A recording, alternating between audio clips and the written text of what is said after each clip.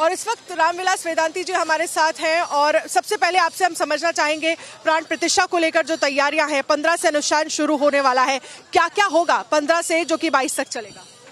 जो अनुष्ठान श्री राम जन्मभूमि पर जहां रामलला विराजमान होंगे, उस जगह रामलला को स्थापित करने के लिए, प्राण प्रतिष्ठा के लिए, जो भारतीय वैदिक संस्कृति के अनुसार, परंपरा अनुसार जो प्राण प्रतिष्ठा की विधि होती है, उस विधि का कार्यक्रम 15 से प्रारंभ हो जाएगा।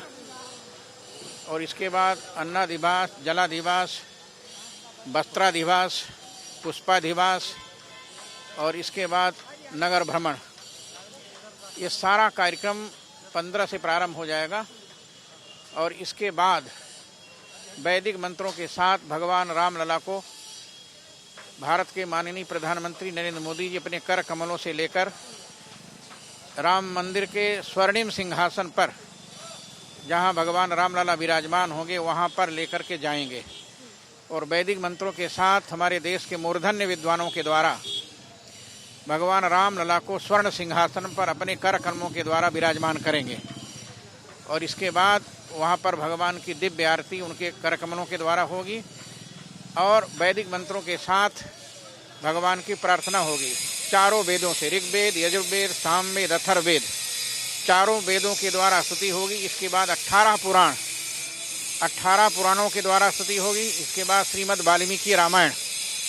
वाल्मीकि रामायण में जो भगवान राम का वर्णन है, जिसके अनुसार हमारे मोदी जी ने अयोध्या एयरपोर्ट का नाम महर्षि वाल्मीकि एयरपोर्ट रखा है। महर्षि वाल्मीकि ने भगवान राम का जो वर्णन वाल्मीकि रामायण में किया है, वाल्मीकि रामायण के उन श्लोकों के द्वारा भगवान राम की अंतिम में स्तुति होगी। और वह स्तुति हम सब लोग करेंगे भारत के माननीय प्रधानमंत्री मोदी जी के साथ। पद्धति को लेकर भी कहा जा रहा है कि बदलाव जो है वो किया जाएगा। और क्या जो जन्मभूमि में अभी मूर्ति है, जिसके अभी लोग दर्शन करते हैं, उसे कब गर्भगृह में स्थापित किया जाएगा? देखिए, ऐसा है कि सब मूर्तियां एक साथ स्थापित होगी। वैदिक मंत्रों के साथ मूर्तियों को हम लोग ले जा करके प्रधानमंत्री जी के साथ रामलला के स्वर्ण सिंहासन पर विराजमान करेंगे। जो मूर्तियां अभी पूजित हो रही हैं, उन मूर्तियों की भी स्थापना उसी स्वर्णिम मंदिर में होगी। नई मूर्ति की प्राण प्रतिष्ठा होगी, लेकिन प्राण प्रतिष्ठित मूर्ति जो पहले से हैं, उन मूर्तियों की स्थापना भी वहीं होगी, उसी जगह पर होगी। और ये सब उस जगह केवल नरेंद्र मोदी जी, जो भारत के प्रधानमंत्री, उनके कर कमलों के द्वारा ही होगी। आप आंदोलन के भी नायक रहे हैं, उस वक्त को याद करते हैं और आज ये तस्वीर, आज ये भव्य मंदिर देखते हैं, उस पर आप क्या कहेंगे? उस समय का दृश्य तो अद्भुत है। ऐसा अद्भुत दृश्य शायद दुनिया ने नहीं देखा होगा कि राम भक्तों पर आधाधुंध गोली चलाने वाले मुलायम सिंह यादव ने आतंकवादियों को पुलिस की वर्दी पहनाकर अयोध्या भेजा था। आतंकवादी इस्लामिक लोगों को पुलिस की वर्दी पहनाकर राम भक्तों पर गोली चलाने के लिए मुलायम सिंह यादव ने भेजा था। और सन 90 में गोली चली और हजारों लोग घायल हुए, सैकड़ों लोग मरे। ये दृश्य उस समय का हम लोगों का स्मरण है।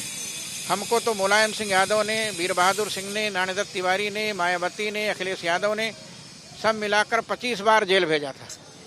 25 बार में जेल गया, जेल की यातना सहा और इसके बाद भी रामलला को छोड़ा नहीं।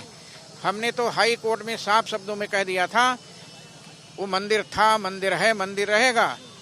तो जज ने पूछा था कि क्या प्रमाण है? हमने कहा राम जन्मभूमि पर जो 14 कसौटी खंभे थे, उसमें हनुमान जी की मूर्ति थी, गरुड़ जी की मूर्ति थी, गणेश जी की मूर्ति थी, लक्ष्मी जी की मूर्ति थी, विष्णु भगवान की मूर्ति थी,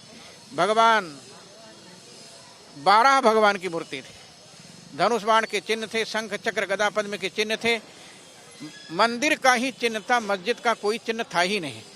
इसलिए हमने मंदिर के खंडहर को तोड़ा है, वहाँ पर कोई मस्जिद थी ही नहीं। ये मैंने हाई कोर्ट में गवाही दिया है। 1 महीना की गवाही सन 2005 में थी मेरी, और उन गवाहियों के आधार पर ये सिद्ध हो गया कि जहां रामलला विराजमान है, वही राम की जन्मभूमि है। आप लोगों की गवाही, आप लोगों का संकल्प, जो हम सिद्धि के रूप में आप राम मंदिर देख पा रहे हैं। लेकिन कुछ पार्टियां जो है वो इस मामले को लेकर राजनीति कर रही हैं। कांग्रेस ने कहा है कि वो इस निमंत्रण को सम्मान के साथ अस्वीकार करते हैं, कांग्रेस का कोई भी नेता यहाँ पर नहीं पहुंचेगा।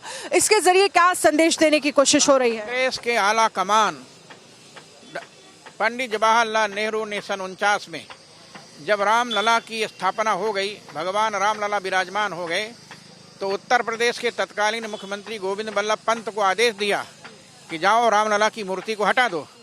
और गोविंद बल्लभ पंत यहाँ के मुख्यमंत्री सन 49 में रामलला की मूर्ति को हटाने के लिए अयोध्या की नगर सीमा शहादतगंज में आ गए। लेकिन उस समय हमारे अयोध्या के सिटी मजिस्ट्रेट ठाकुर गुरुदत्त सिंह जी ने कहा, नहीं, आप अंदर प्रवेश नहीं कर सकते, क्योंकि इसी समय देश का बंटवारा हुआ है, हिंदू मुस्लिम दंगा हो जाएगा। और हजारों लोग राम जन्मभूमि को घेर कर खड़े हैं। महंत दिग्विजय नाथ जी गोरखपुर के महंत जी आ गए हैं, लाखों लोगों को साथ में लेकर। रामलला की मूर्ति हटने नहीं देंगे, इसलिए आपका जाना ठीक नहीं है। और गोविंद बल्लभ पंत वहीं से वापस लखनऊ चले गए। बाद में 30 दिसंबर को ठाकुर गुरुदत्त सिंह जी ने त्यागपत्र दे दिया, लेकिन रामलला की मूर्ति को हटने नहीं दिया। हमारे पूज्य गुरुदेव श्री अभिराम दास जी महाराज ने जेलों में जा कर के रहे, लेकिन रामलला की मूर्ति को हटने नहीं दिए। आज तक रामलला की मूर्ति हटी नहीं, वहीं पर विराजमान है। उसी जगह पर हमारे भारत के माननीय प्रधानमंत्री जी रामलला की प्राण प्रतिष्ठा करेंगे। और हम सब लोगों की आंखों के सामने देश के और विदेश के, विश्व के कई देशों के मुस्लिम भी, वहाँ के आला कमान भी 22 जनवरी को वहाँ पर उपस्थित रहेंगे। और भारत के हर प्रांतों के साधु, धर्माचार्य, शंकराचार्य, रामानुजाचार्य, रामानंदाचार्य, वल्लभाचार्य, निम्बारकाचार्य, ये सारे महापुरुष लोग उपस्थित रहेंगे। यह दृश्य हम सब लोगों को अयोध्या में देखने को मिलेगा। ये दृश्य अपने आप में मनमोहक होने वाला है, जो लगातार जिसकी उम्मीद, जिसका संकल्प जो है वो जो राम मंदिर आंदोलन में लोग शामिल रहे उनकी तरफ से ले गए। जी जी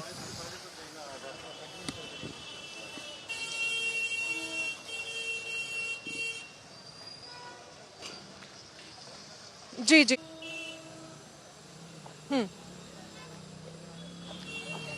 देखिए, आपने 25 बार गिरफ्तारियां दी। इस पूरे आंदोलन को अगर हम देखते हैं, उनको कैसे आप याद करते हैं जब ये भव्य तस्वीर आप देखते हैं? सबसे ज्यादा स्मरण आता है पूज्य महंत अवैधनाथ जी का। अवैधनाथ जी हमारे राम जन्मभूमि मुक्ति यज्ञ समिति के अध्यक्ष थे। और माननीय अशोक सिंघल जी, जो हमारे विश्व हिंदू परिषद के